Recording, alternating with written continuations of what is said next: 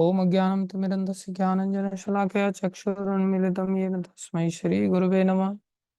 श्रीचैतन्यमनोभीष्टं स्थापितं येन भूतले स्वयं रूपमदा मह्यं ददाति स्वपदान्तिकम्।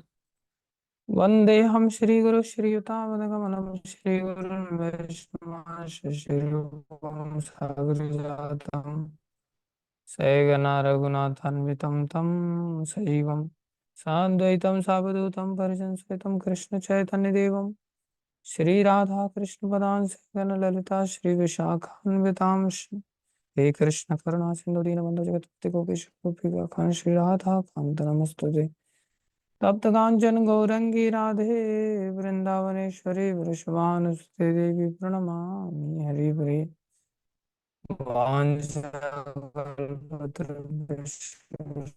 सिंधु पतितानां पावनेभ्यो वैष्णवेभ्यो नमो नमः।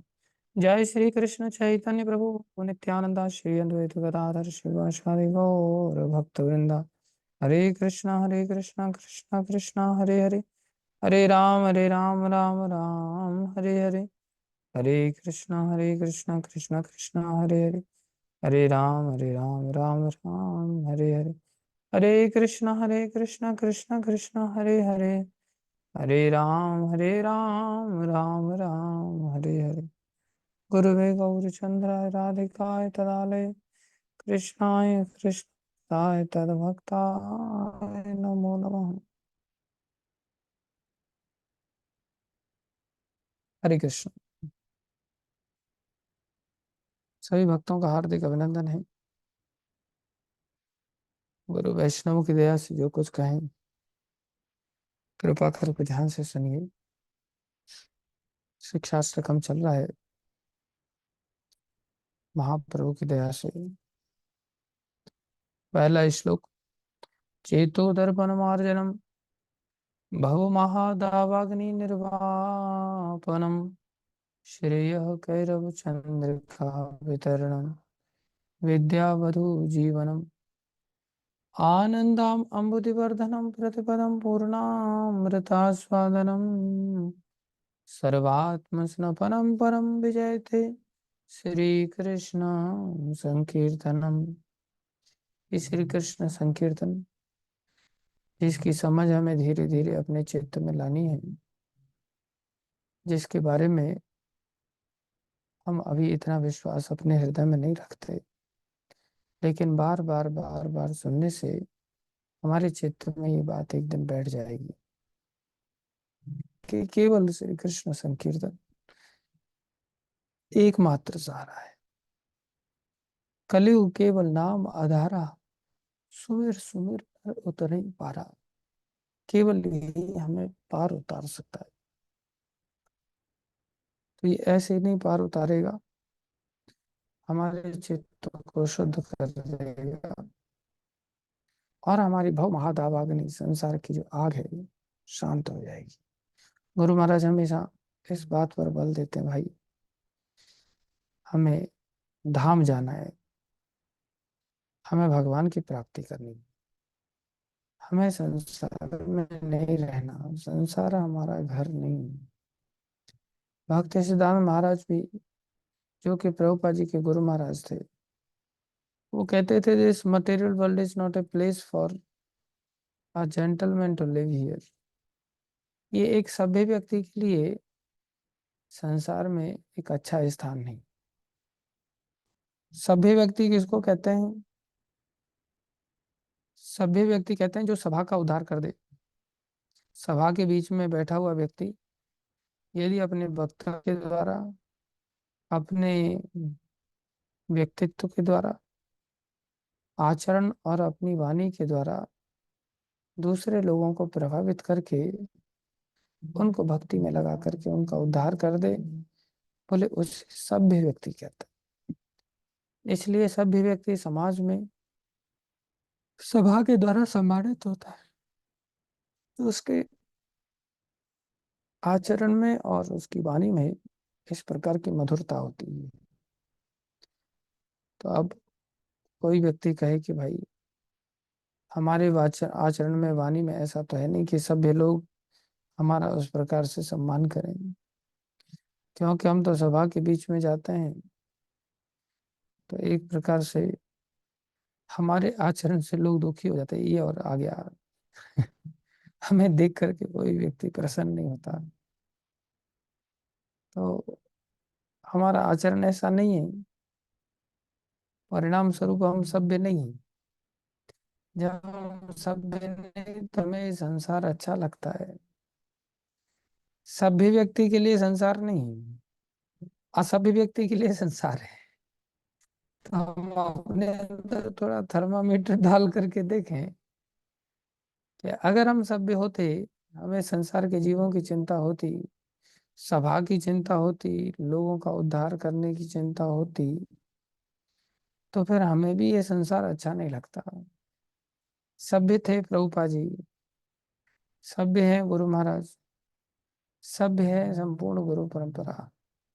वैष्णव लोग सभ्य होते हैं, जो वास्तव में इस रहस्य को जानते हैं, और उनको फिर ये संसार अच्छा नहीं लगता। हमें तो स्वयं में संसार अच्छा लगता है, और हमारे आसपास जितने भी सहपाठी हैं उन सबको भी संसार अच्छा लगता है। इसलिए जब भी सभा हम लोगों की इकट्ठी होती है, चाहे गांव के नुक्कड़ पे हो, या घर के चबूतरे पे हो, या घर के अंदर हो, केवल और केवल संसार की चर्चा चालू हो जाती है। कोई उद्धार की चर्चा नहीं करता, और कोई गलती से भी उद्धार की चर्चा कर देता है तो लोग समझते हैं, अरे यार शुभ शुभ बोलो, अभी कहाँ धाम जाने की बात कर रहे हो, अभी तो ऊपर जाने में समय है। व्यक्ति की धारणा कैसी भटकी हुई है संसार में। इसलिए ऐसे सभी लोगों का मिलना बहुत कठिन है, और इसी कारण से कोई व्यक्ति विचार नहीं करता कि भाई हमें धाम में भी जाना है। गुरु महाराज इस बात को लेकर के बड़ा बल देते हैं, और निरंतर इसी बात की सब जगह चर्चा करते हैं कि भाई हमें धाम में जाना है। इस बात को ध्यान रखो कि हमें धाम में जाना है। उसी को तो संसार अग्नि में लगेगा, भव महादावाग्नि या संसार दावानल, अन्यथा किसी को क्यों लगेगा। वो तो रोज सुबह होती है, बढ़िया आराम से चर्चा करते हैं, अच्छा आज पराठे बन रहे हैं, चलो ठीक है आज नाश्ते में पराठे खाएंगे, आज खमन खाएंगे, आज ढोकला खाएंगे, आज आ, छोले कुलचे खाएंगे, आज छोले भटूरे खाएंगे। ऐसे मेनू डिसाइड होता रहता है। शाम कब हो जाती है पता ही नहीं चलता। किसी के पेट का पानी हिलता ही नहीं कि भाई कुछ धाम में भी जाने का कुछ सोचना है। विचार ही नहीं करता कोई व्यक्ति, हम आत्मा है, हमारी लंबे समय से यात्रा चली आ रही है, और संसार में लंबे समय तक 84 लाख योनियों में चली जाएगी, अगर हमने सावधान अपने आप को नहीं किया, हम्म, और आसक्तियों का त्याग नहीं किया। तो संसार में जिसका लक्ष्य हो वो वैसा प्रयास करता है ना। जिसका लक्ष्य ही वैसा नहीं है तो फिर वैसे लक्षण कहाँ से आएंगे उसके अंदर, वैसा प्रयास ही क्यों करेगा। कोई व्यक्ति नहीं प्रयास करता। लेकिन आप सभी प्रभुपा जी की कृपा से नित्य प्रति जुड़ते हैं, नित्य प्रति गंभीरता से भक्ति करते हैं। आप सभी सभ्य हैं। हमें ये बात बिठानी पड़ेगी कि अगर हम उद्धार अपना करना चाहते हैं, भाव महादावाग्नि को शांत करना चाहते हैं, तो एकमात्र उपाय है और कोई दूसरा उपाय नहीं। इन के इन प्रकार में ऐसे भक्तों के बीच में हम घिरे रहें। अरे जागृत नहीं तो सोते सो जाएं, लेकिन भक्तों के बीच में सो जाएं।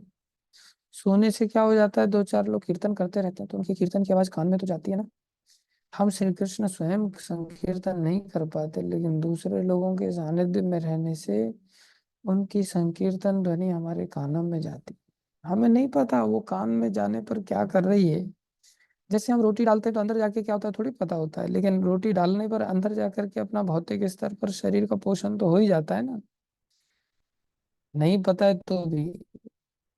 इसी प्रकार से आध्यात्मिक जब वार्ता अंदर जाती है, श्री कृष्ण संकीर्तन अंदर जाता है, हमें नहीं पता तो भी अंदर अपना काम करता है, आध्यात्मिक दृष्टि से हमें पुष्ट करता है। और फिर संसार के इस स्थान से निकल के हम भगवान के धाम को जाने के अधिकारी हो जाते हैं, और हमारी अग्नि बुझ जाती है। भव महादावाग्नि निर्वापनम सब श्री कृष्ण संकीर्तन की कृपा से होता है। श्रेय कैरव चंद्रिका वितरणम, सब सदगुण आ जाते हैं। विद्या बधु जीवनम, उसके जीवन में विद्या रूपी बधु का ये श्री कृष्ण संकीर्तन प्राण बन जाता है। आनंद अम्बुदिवर्धनम, आनंद रूपी समुद्र बढ़ता है। अब ये आनंद संसार में नहीं बढ़ता कभी। अब जैसे बढ़ने के लिए तो आनंद मिश्रा जी हमारी, उनकी भी आयु बढ़ रही है, लेकिन उनकी आयु बढ़ रही है, आयु बढ़ने से वो घट रहे हैं।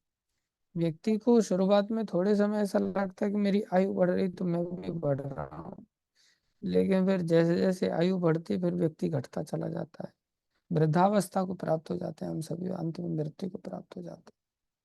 लेकिन भगवान के नाम संकीर्तन से आनंद का समुद्र सदैव बढ़ता है। आनंद अमुद वर्धनम प्रतिपदम, पूर्ण अमृत आस्वादनम, हर कदम कदम पर पूर्ण अमृत चखने को मिलेगा। संसार में कोई अमृत नहीं खाते, बढ़िया बढ़िया है, बाद में पेट गड़बड़ हो जाता है। तो वो पूर्णता कहाँ है? जीव तो अच्छा स्वाद अनुभव कर रहे हैं, लेकिन पेट बेचारा दुखी हो रहा है। पूर्ण अमृत नहीं है संसार में। पूर्ण अमृत आस्वादनम सर्वात्म स्नपनम, सब कुछ उसका डूब जाता है। हमेशा ही चिन्मय रस का आस्वादन करता हुआ आनंद लेता है। ये हम ऑलरेडी 7 फलों की चर्चा कर चुके हैं। नाम नामकारी बहुधा निज सर्व शक्ति, सारी शक्तियां भगवान ने अनेक नामों में अर्पण की हैं। तत्र अर्पिता, दूसरा नियमित स्मरणे न कालः, सर्वश्रेष्ठ साधन जो भगवान के नाम के रूप में जो 7 फलों को देने वाला है। और ये जो दूसरा है कि भाई सबके लिए बिना किसी कंडीशन के लिए भगवान ने उपलब्ध कराया, बिना किसी कंडीशन, नियमित स्मरणे न काला, ऐसा भगवान ने नाम दिया। एतादृशी तब कृपा, आपकी कृपा तो देखो कैसी कितनी ज्यादा है प्रभु। भगवान मामा आप ही, भगवान की प्राप्ति करवाने के लिए आपने कैसी कृपा की। एतादृशी तब कृपा भगवान मामा आप ही दुर्दैव, अर्थात पहले श्लोक का सार था कि नाम कितना श्रेष्ठ है, और दूसरे श्लोक का सार है कि नाम कितना सुलभ है। प्रायः संसार में दो चीजें देखी जाती हैं, कोई वस्तु अगर श्रेष्ठ होती जाती है तो इतनी सुलभ नहीं होती। अभी जैसे टमाटर है, आपको प्राय हर सब्जी मार्केट में इधर उधर हर दुकानदार के पास मिल जाएगा, लेकिन आपको सोना खरीदना है तो आपको इतना सहजता से नहीं मिलेगा। आपको सोने की दुकान जो टमाटर की तरह अवेलेबल है, टमाटर की दुकानें, ऐसे सोने की दुकानें अवेलेबल नहीं होती। हीरे की दुकान और दूर की। इस प्रकार जो कीमती वस्तु हो जाती है ना, वो फिर दुर्लभ हो जाती है।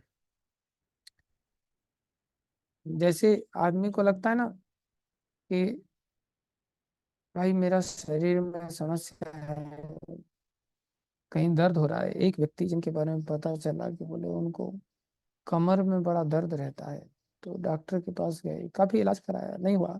अभी 1-1 लाख रुपए के इंजेक्शन लगवा रहे हैं बेचारे, 3 इंजेक्शन लगेंगे बोले, 3 लाख रुपए के। उसके लिए उनको दिल्ली जाना पड़ता है, तो सब जगह वो 1 लाख रुपए का इंजेक्शन लगाने वाला डॉक्टर थोड़ी होगा। वो इंजेक्शन बहुत कीमती हैं, इसलिए उनके लिए विशेष हॉस्पिटल्स होते हैं। तो जो कीमती वस्तु होती है वो सबके लिए सब जगह उपलब्ध नहीं होती। बोले कीमती में भी सर्वश्रेष्ठ कीमती, जिसकी कोई कीमत ही ना हो, जिसकी की कीमत कोई आंक ही ना सकता हो, साक्षात श्री कृष्ण जो परम धन्य है। बोले वो श्री कृष्ण कैसे भगवान ने बना दिए, बोले आपकी कृपा इतनी ज्यादा कि ये हरिनाम सब जगह सुलभ करा लिया। और महाप्रभु ने तो भविष्यवाणी करके प्रभुपाद जी से उसको सार्थक करा दिया। पृथ्वी ते आज यत्र नगर आदि ग्राम, जिन्होंने कृष्ण नाम कभी सुना नहीं था उनको भी उपलब्ध करा दिया। पृथ्वी ते आज यत्र नगर आदि ग्राम, सर्वत्र प्रचार हो मोर नाम, सर्वत्र मेरे नाम का प्रचार होगा। और भगवान ने ये करवा के दिखा दिया। इसलिए हमारे लिए नाम कैसा है, बोले सुलभ है, सर्वश्रेष्ठ साधन होते हुए। हाँ, ये इतना सुलभ हो गया कि सार्वजनिक कर दिया गया इसको। सार्वजनिक मतलब हर जन के लिए, उसको कहते हैं सार्वजनिक। दूसरा, सार्वकालिक बना दिया इसको, कोई नियम कानून नहीं रखा, हर समय कोई व्यक्ति भजन कर सकता है। आज व्यक्ति, एक व्यक्ति बोले रात को 12 बजे जब कर सकते हैं, बिल्कुल कर सकते हैं। शौचालय की बात कर सकते हैं, मतलब बिल्कुल कर सकते हैं। किसी भी दशा में नाम जपा जा सकता है, मतलब शौचालय के अंदर भी किया जा सकता है। इतना भगवान ने इस नाम की दया किया, सार्वजनिक कर दिया, सार्वकालिक कर दिया और सार्वभौमिक बना दिया भगवान ने। महाप्रभु ने दया करके कोई जगह ऐसी भूमि पर नहीं छोड़ी जहां पर ये हरि नाम उपलब्ध ना हो किसी के लिए। इसे सार्वभौमिक बना दिया।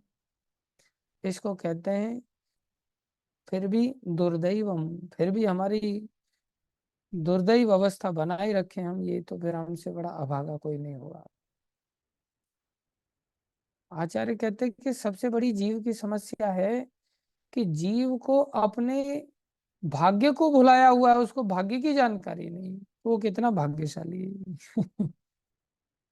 आप देखो ना, महाप्रभु ने समस्त शास्त्रों का निचोड़ ये 8 श्लोक दे दिए, और इन 8 श्लोकों में पहले श्लोक की महिमा कितनी श्रेष्ठ है, और दूसरे श्लोक की महिमा देखो कितनी श्रेष्ठ है। ये कितना बड़ा भाग्य है हम जीवों के लिए, लेकिन हम लोगों ने अपने भाग्य को ही भुला रखा है।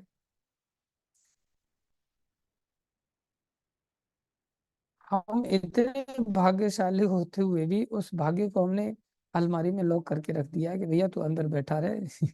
तेरी अभी हमें जरूरत नहीं है। किसकी जरूरत है? बोले अभी तो हम संसार में, हमारे पास शहद का कैन रखा हुआ है, घी का कैन रखा हुआ है, उससे पहले हम आग बुझा लेते हैं। मतलब दुर्भाग्य, बोले हमारे पास मिट्टी का तेल रखा हुआ बहुत सारा, पेट्रोल रखी हुई है, टैंक भरे पड़े हैं, बोले उससे हम पहले अपनी आग नहीं बुझा लेते हैं। कौन सी अग्नि? बोले इंद्रियों की जो आग लगी है उसको तृप्त कर लेते हैं। बोले भैया ये इंद्रियों की आग तुम्हारी बुझने वाली नहीं, और भड़कने वाली, और पूरे शरीर को खा जाएगी। इसलिए हमारा दुर्भाग्य है कि हम सौभाग्य को भुला करके बैठे हुए हैं। हमारे पास हरि नाम भी है, हमारे पास काम क्रोध लोभ मोह मद मत्सर ईर्ष्या दंभ कपट ये सारी चीजें हैं। सब चीजों को तो मैं बढ़िया ताले से बाहर रखता हूँ, और जो मेरा सौभाग्य है, हरि नाम जो सर्वश्रेष्ठ साधन है, जो सर्व सुलभ सुलभ साधन है, उसके लिए मुझे आंखें बंद कर लेनी पड़ती है, नींद आ जाती है, मैं आंख बंद कर लेता हूँ, देखता ही नहीं। हमारी ये सब की दशा है प्राय। इसलिए दुर्दैव में दृश्य में हाजनी ना अनुराग, ऐसे भगवान के नाम में भी अनुराग ना उत्पन्न हो, तो इससे बड़ा दुर्दैव और कुछ नहीं हो सकता। ये दुर्दैव की हम चर्चा कर चुके थे। ये दुर्दैव और कुछ नहीं, 10 प्रकार का नाम अपराध है। ये हमें समझना चाहिए और इसका विचार करना चाहिए। हमने पहले नाम अपराध की चर्चा किया था। निंदा किसी की भी नहीं करनी चाहिए, वैष्णवों की तो बिल्कुल ही नहीं करनी चाहिए, नहीं तो उसका बहुत बड़ा भुगतान करना पड़ता है। कौन से वैष्णवों की? जिन्होंने 26 गुणों में से एक गुण विशेष रूप से भगवान श्री कृष्ण की शरण ले रखी है। दूसरे शब्दों में जिसने नाम की शरण ले रखी है, ऐसे वैष्णवों की कभी निंदा नहीं करनी चाहिए। आपके आसपास जितने भी भक्त लोग पराये होंगे, उन सब लोगों ने नाम की शरण ले रखी, वही उनका स्वरूप लक्षण है। और जो तटस्थ लक्षणों को, बाकी गुणों को अपने आप लेके आ जाएगा, थोड़ा हमें धैर्य धारण करना चाहिए। कोई व्यक्ति अगर 10 बीड़ी पीता हरि नाम जपता है, क्या उसकी निंदा कर सकते हैं? उसकी भी निंदा मत करो, क्योंकि 10 बीड़ी से हरि नाम उसको धीरे धीरे 9 बीड़ी पर लाएगा, 9 से 8 पर लाएगा, 8 से 7 पर लाएगा, 7 से 6 पर लाएगा। लेकिन हमारे सामने तो एक बीड़ी भी पीता हुआ नजर आ रहा है, तो हम तो उसे बीड़ी बाजी कहेंगे ना, हम उसे भक्त की दृष्टि से नहीं देख पाएंगे। लेकिन गीता हमें यही सिखाती है कि हमें भक्त की दृष्टि से देखना चाहिए। प्रभुपा जी ये दृष्टिकोण देते हैं। कमाल कृष्ण जो उस समय प्रभुपा जी के शिष्य थे, उन्होंने बहुत काम किया था, और फिर थोड़े से भटक गए थे। तमाल कृष्ण या कीर्तनानंद महाराज। तो बोले तमाल यदि सिगरेट पीता हुआ नजर आए तो भी बोले आप लोगों ने उसे साधु ही समझना चाहिए। तो ये शिक्षा प्रभुपाद जी दे रहे हैं कि भाई सबसे बड़ा गुण है हरिनाम जपने वाला। और अगर किसी ने हरिनाम चालू कर दिया है, चाहे उसके अंदर कितने भी अवगुण सही, उसकी निंदा मत करो, क्योंकि वो अवगुण धीरे धीरे कम हो रहा है ना। बीड़ी उसकी धीरे धीरे कम हो रही है, ऐसे तम्बाकू उसका धीरे धीरे कम हो रहा है। एक भक्त को मैंने कहा कि भाई अब तूने तम्बाकू चालू रखा है कि छोड़ दिया है, माला जपता है वो। तो वो कहता है प्रभु जी छोड़ा तो नहीं है, लेकिन सुबह सुबह सिर्फ पेट साफ करने के समय लेता हूँ। कुछ लोगों की आदत इतनी मजबूर बेचारों की हो जाती है कि बिना जब तक तम्बाकू घिस के दांत के नीचे नहीं लगाएंगे ना, तब तक उनका 1 नंबर 2 नंबर ही नहीं होता। ऐसी परिस्थिति बन जाती है। अब क्या करें, उसको मजबूरी में बोलना पड़ता है भैया ठीक है। धीरे धीरे मैं बोला उसकी क्वांटिटी कम कर दो, खाना है खाओ, लेकिन उसकी मात्रा थोड़ी थोड़ी थोड़ी थोड़ी कम कर दो। लेकिन दूसरे की नजर में वो बेचारा हाँ तम्बाकू ही खा रहा है। मैंने कहा और बीड़ी? बोले बीड़ी तो छोड़ दिया प्रभु जी, बीड़ी पूरी तरह से छोड़ दिया। चलो गनीमत है, कम से कम बीड़ी छोड़ दिया। पहले दारू पी भी पीता था, बीड़ी भी पीता था, सिगरेट भी पीता था, तम्बाकू भी खाता था, सब धीरे धीरे धीरे धीरे भगवान की दया से छूटता जा रहा है। बिना कहीं छूटता जा रहा है, कोई सीसीटीवी लगा के थोड़ी खड़ा है कहीं। फिर भी बेचारा खुद से ही बोला। और देखो आदमी की आवाज बता देती है कि वो वास्तव में सच बोल रहा है झूठ बोल रहा है। बड़े उत्साह से बीड़ी छोड़ दिया प्रभु जी एकदम से बड़ी खुशी की बात हो गई जैसे बीड़ी छोड़ दी। सालों लग जाते हैं, ऐसी परिस्थिति हो जाती है। इसलिए किसी के भी दोष नहीं देखने चाहिए, जो भी है जैसा भी भजन कर रहा है ना, मनन निभाग माला घुमा रहा है, कथा सुन रहा है, कृष्ण कीर्तन में भाग ले रहा है, बस बहुत है उसके लिए। धीरे धीरे धीरे धीरे उसको प्यार दो, बस और कुछ नहीं। आपके प्यार में पागल हो जाए वो, ऐसा प्यार दो, अपने आप ही वो बदल जाएगा अच्छी तरह से। और उसको लड्डू खिलाओ, जैसे आप लोग मेरे को लड्डू फड्डू खिलाते रहते हैं, तो मेरे को मजबूरी में आप लोगों की सेवा में उपस्थित होना पड़ता है। भाई भक्त लोग इंतजार कर रहे हैं, चलो नींद का त्याग करके थोड़ी देर भक्तों के लिए उपस्थित होकर के थोड़ा बड़बड़ा देते हैं, बस भाषण देने के लिए खड़े हो जाते हैं। ऐसे प्रेम देना होता है एक दूसरे को, निंदा नहीं करनी चाहिए। और दूसरा, नाम की महिमा को बहुत अच्छी तरह से समझते हुए इस बात को बिठा लेना चाहिए, ना नाम से कोई बढ़कर है, ना नामी से कोई बढ़कर है। भगवान के नाम बाकी नामों से कृष्ण नाम भाई बहुत श्रेष्ठ है। और कृष्ण नाम तो भगवान विष्णु से भी श्रेष्ठ है, तो बाकी देवी देवता लोग कहाँ बेचारे, उनका कहाँ स्थान होगा भगवान के नाम के सामने।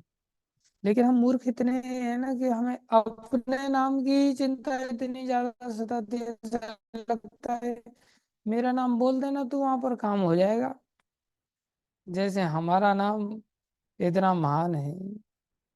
इतनी गिरी हुई अवस्था है कि अपने को ही आगे करते रहते हो बस हर चीज में।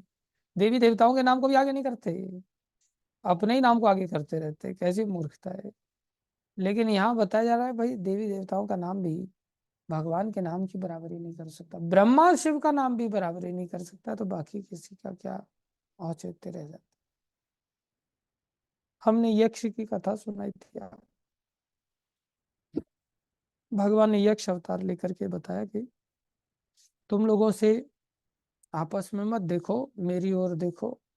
और बोले मैं अकेला ही हूँ, नित्यो नित्यानाम चेतनश्चेतना नाम एको बहुनाम विदधातु कामान। मैं ही हूँ जो सबकी इच्छा पूर्ति करता हूँ, सबकी कामनाओं की पूर्ति करता हूँ। तुम अपने आप में एक दूसरे के ऊपर डींगे मत मारो, इसलिए तुम्हें मेरी शरण लेनी चाहिए। तीसरा नाम अपराध गुरुदेव की अवज्ञा नहीं करनी चाहिए, और उसको हमने काफी विस्तार से बताया था। गुरु जी का आसान हो जाता है आश्रय लेना और दंडवत करना। प्राय सब लोग जय गुरुदेव जय गुरुदेव गुरु जी के सामने तो बोल देते हैं, लेकिन आज्ञा पालन कठिन हो जाती है। आज्ञा पालन इतना सहज नहीं होता। गुरुजी ने जैसे आज्ञा दिया भाई, 4 नियमों का 16 माला का पालन करो। हम्म, लेकिन हमसे इतना सहज नहीं होता। माला होती तो नियम टूटते हैं, नियम होते तो माला टूट जाती है। प्राय ऐसा होता है। दूसरी ओर कई बार बोले रोज आज सेवा बहुत की है इसलिए माला छूट गई। और गुरु जी कहते बेटा सेवा भी करो और माला भी करो। वो सब लोग नहीं कर पाते। हमारी नरसिंह प्रभु माला कर लेते हैं अच्छी तरह, और फिर सेवा भी कर लेते हैं अच्छी तरह। बाकी हर व्यक्ति नहीं कर पाता। वैष्णव सेवा प्रभु है, निष्ठा के साथ सुबह जल्दी हो जाते हैं, माला कर लेते हैं, और जो सेवा दो वो सेवाओं को भी कर लेते हैं। आप लोग सभी लोग ऐसा कर पाते होंगे निश्चित रूप से, सेवा भी कर लेते होंगे, माला भी कर लेते होंगे। लेकिन ये चर्चा मैं आपको इसलिए कर रहा हूँ कि आप शायद दूसरे लोगों को, आपके अनुयायी लोग जिनको आप प्रचार प्रसार करते होंगे, उनकी शायद ऐसी दशा होगी जैसी मेरी दशा है, कि जब सेवा होती है तो माला छूटती है, और जब माला होती है तो सेवा छूट जाती है। प्राय माला को बहाना बना करके सेवाओं को छोड़ देते हैं। और गुरु जी कहते भाई दोनों चीजों को हैंडल करो, तो हमसे आज्ञा पालन प्राय होता नहीं। लेकिन आइडियली तीसरे नाम अपराध का अर्थ है कि हमें गुरु को कभी दुख नहीं पहुंचाना चाहिए। ऐसा हमारा आचरण हो कि हमारे आचरण से गुरु दुखी नहीं होने चाहिए। ऐसी चेष्टा हम कर पाए, वो भी धीरे धीरे गुरु वैष्णवों की दया से होता है। और तभी हमें गुरु के द्वारा प्रदत्त मंत्र ही हरि नाम काम करता है आइडियली। कोई भी मंत्र गुरु की प्रसन्नता के आधार पर आगे कार्य करता है। एक बड़ी सुंदर घटना का वर्णन आया शास्त्र में। एक व्यक्ति थे, उनका नाम कृपालु जी था। अब कृपालु महाराज जी नहीं, जो पहले हो चुके हैं, ये भील जाति का व्यक्ति था, शबर जाति का। वो जंगल में रहना आदि, लेकिन इसके पास एक मंत्र था। शबर जाति में अलग प्रकार के मंत्र होते हैं, जिसमें नमः वगैरह ये सब चीजें नहीं पाई जाती, जो वेद मंत्र होते हैं। शबर जाति के मंत्रों से थोड़े से ऊट पटांग शब्दों के बने होते हैं, जैसे आदिवासी समझ लो। आदिवासी लोगों की अपनी भाषा होती है, अपना आराधना की पद्धति होती है। ये जो शबर जाति के लोग थे, इनमें जो कृपालु नाम का भील था, भील जाति एक प्रकार से जैसे शबरी माता की जाति थी, उनकी तो जाति के नाम पर ही एक प्रकार से नाम पड़ गया शब।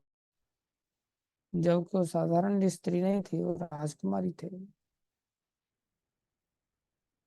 क्या हुआ, इनके पास एक विशेष मंत्र था कृपालु के पास। ऐसा मंत्र था कि उसकी मंत्र की ताकत से किसी भी पेड़ के फल का रस वो पा सकते थे,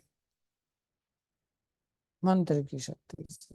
मंत्रों में बड़ी ताकत होती है, लेकिन अभी समाज इनसे पूरी तरह से अनभिज्ञ होता चला गया है। इसलिए लोग कौन मंत्र फंत्र पे भरोसा ही नहीं किसी का। इनकी वो सामर्थ्य थी कि चलते चलते किसी पेड़ पे दिखाई दिया ऊंचाई में कि अच्छा इस पे नारियल लगे हुए हैं, मंत्र उच्चारण चालू किया तो पेड़ अपने आप झुकना चालू हो जाता था, और झुकते झुकते झुकते झुकते उसके पास आ जाता था, और वो व्यक्ति नारियल पानी लेकर के और उसे पान कर लेता था। इतना अच्छा है ना मंत्र। आप चल रहे हैं और अचानक से आपको किसी पेड़ पर आम दिखाई दिया, और आपने मंत्र उच्चारण कर दिया, वो आम का पेड़ आया और आकर के आपको आम दे करके चला गया। आराधिका माता बहुत मिस करेंगी इस मंत्र को। ऐसी मंत्र शक्ति होती है। हम देहरादून में थे, तो हमारा कंस्ट्रक्शन चल रहा था एक प्रोजेक्ट पर। तो हमारे सामने वाले प्लॉट में लीची का पेड़ था, और उस पे लीची लगी हुई थी। और वो प्लॉट में दरवाजे वगैरह कुछ नहीं था, बस ऐसे खंडर जैसा पड़ा हुआ था। पहले हम लोग आते जाते रहते थे उसमें अंदर घुस करके। लेकिन जब जैसे ही लीची का सीजन आया और हम वहाँ कंस्ट्रक्शन देखने के लिए गए तो देखा लीची लगी हुई है बड़ी सुंदर सुंदर। मैंने कहा भक्तों को, यार जाओ यार, थोड़ा दो चार लीची लेकर के आ जाओ, नीचे भी पड़ी होंगी या पेड़ पर थोड़ा सा चढ़ के ले आओ। भक्त लोग गए, हाँ प्रभु जी अभी लेकर के आए, बड़े बड़े सामर्थ्यशाली लोग गए थे, लेकिन मुंह लटका करके वापस आ गए। प्रभु जी वहां तो एक व्यक्ति बैठ करके नीचे लीची बेच रहा है उस पेड़ के नीचे। बोला, तो अब प्रभु जी साधु लोग खरीद के कहाँ खा सकते हैं, पैसा धेला तो होता नहीं, फूटी कौड़ी होती नहीं लोगों के पास। हाँ, आजकल के मेरे जैसे ऐसे साधु भी होते हैं जो पैसा होता है लेकिन अंदर उसे कभी खर्च नहीं कर सकते। हमारे एक प्रभु जी हैं, बोले आपके साथ ट्रेवल करना मतलब भूखा मरना है। कभी आप फूटी कौड़ी खर्च नहीं करते और कभी के व्यक्ति को कुछ खिलाते पिलाते नहीं। लोग दुखी हो जाते मेरे साथ ट्रेवल करने। तो वो बेचारे वापस आ गए और मैं दुखी हो गया कि यार चलो लीची खाने को नहीं मिली, और पैसे तो थे मेरे पास लेकिन मैंने बोला नहीं जाओ खरीद करके ले आओ। मैंने कहा छोड़ो यार कोई बात नहीं। ऐसी सब कुछ सुविधा है बिल्कुल सामने ही है, लेकिन पेड़ से हम वो चीज प्राप्त नहीं कर सकते। लेकिन इस भील जाति के व्यक्ति के पास, कृपालु जी के पास ऐसा मंत्र था कि किसी भी पेड़ से कोई भी फल पालो। काश वो मंत्र मेरे पास होता। अभी भी नहीं है, नहीं तो अभी इस घटना से मेरे को पता चल जाता, लेकिन मैंने जब इस कथा को पढ़ा लेकिन उसमें मंत्र नहीं है। क्या मंत्र वो जपता था वो मंत्र नहीं लिखा हुआ है। घटना तो पता चली। बोले काश मेरे पास मंत्र होता तो कितना अच्छा होता, मेरे को टेंशन ही नहीं था। कृपालु जी के पास इस मंत्र को लेने के लिए वेद व्यास जी गए।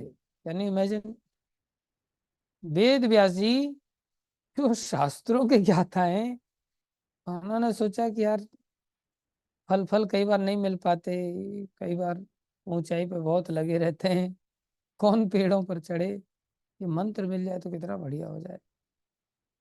जब वो मंत्र लेने के लिए गए तो कृपालु भाग गया घर से। बोले मैं मंत्र नहीं दूंगा।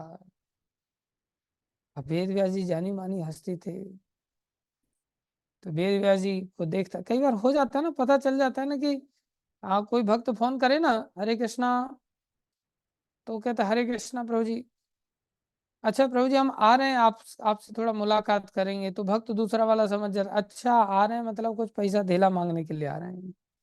तो पहले ही बोल देता है मैं प्रभु जी घर पे नहीं हूँ, मैं बाहर हूँ। और उसको समझ आ जाता है कुछ ना कुछ मांगने वाले आ रहे हैं। एक व्यक्ति तो बेचारा यहाँ तक नीचे गिर गया, बोले प्रभु जी डेथ हो गया इसलिए आप मत आइए। अरे भैया हम कहीं जिंदे मुर्दे पर तो हम जाते ही जाते हैं। कहीं कोई जिंदा हो जाए कहीं कोई मर जाए उसको समझाने के लिए तो जाना ही होता है। तुम ऐसे कैसे कह सकते हो, हमारे लिए क्या दिक्कत है, मर गया तो क्या, कोई बात नहीं है, समझाने के लिए तो आना पड़ेगा ना।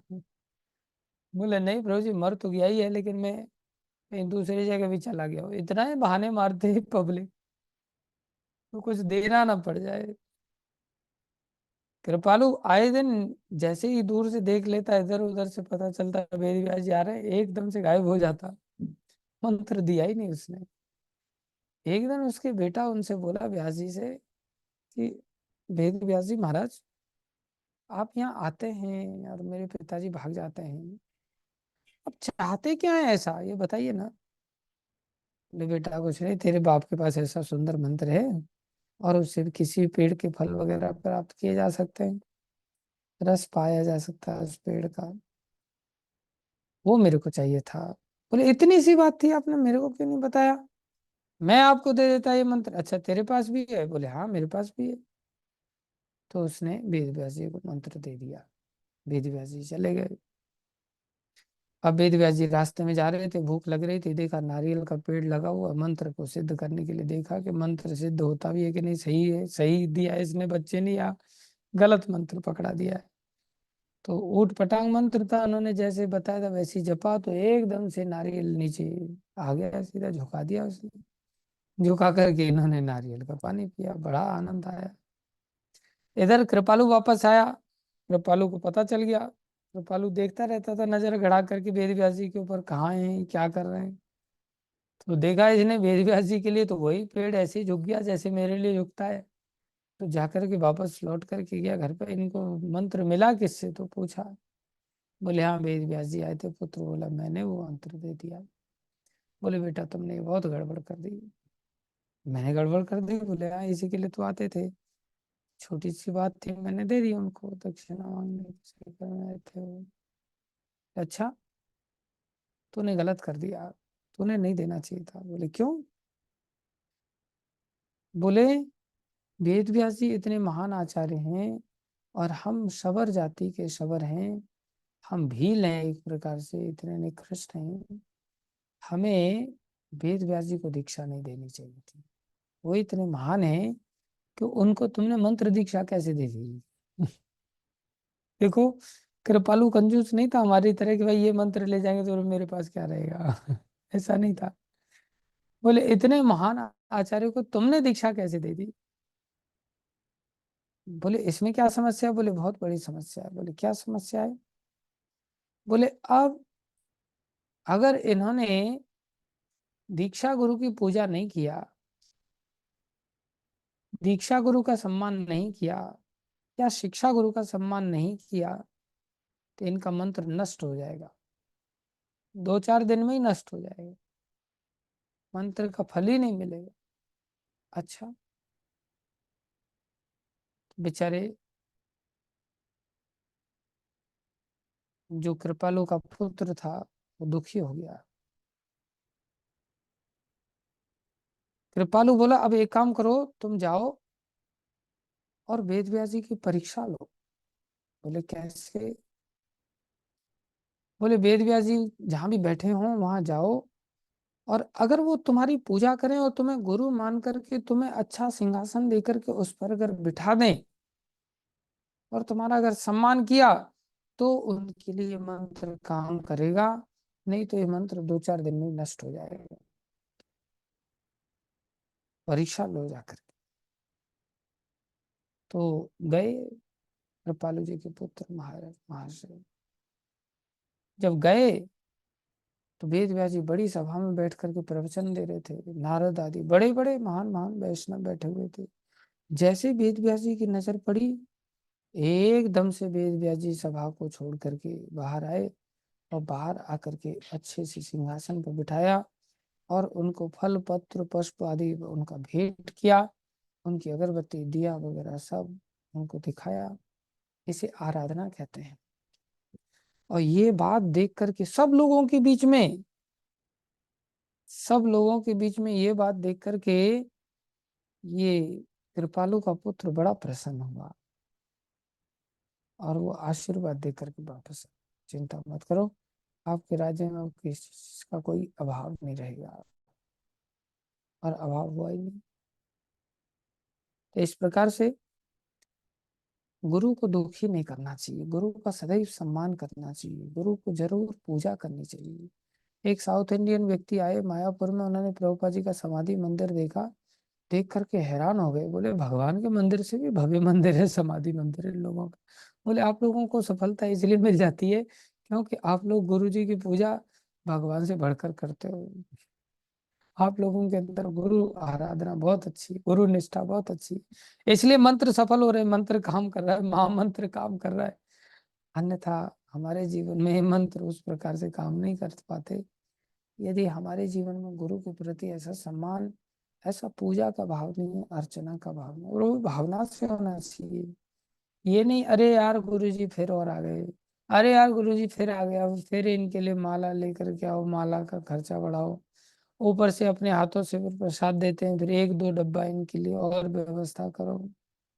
अरे उन्होंने जो मंत्र दिया वो कितना शक्तिशाली भाई, वो भगवान को भी वश में कर सकता है, सबको वश में कर सकता है। इसलिए हमें इस हरि नाम को उस प्रकार से उच्चारण करना चाहिए, और गुरु अवज्ञा से सदा बचना चाहिए।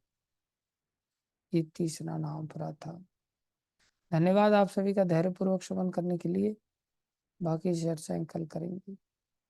शिला प्रभुपाद की जय, श्री गुरु महाराज की जय, अनंत कोटि वैष्णव वृंद की जय, आप सब भक्तों की जय जयकार। हरे कृष्ण।